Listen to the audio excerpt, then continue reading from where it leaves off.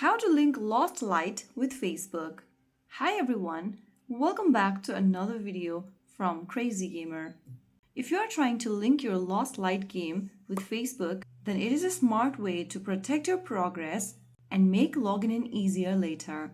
First of all, open up Lost Light game on your phone or your tablets and make sure that you're inside the main home page or the lobby screen. Once you're inside the lobby page of Lost Light, go ahead and click on the gear icon at the bottom left corner. Now, go to the right hand corner at the bottom and click on Switch Account. In the pop-up, click Link Account, and on the next page, click the link button right next to Facebook option.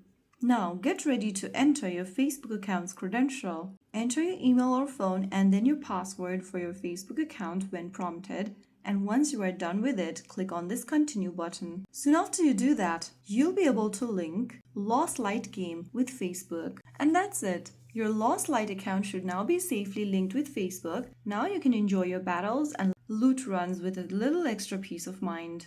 That is how it's done. If you found the video helpful, don't forget to like, share, and subscribe to our channel. I will see you again in the next video. Thank you for watching.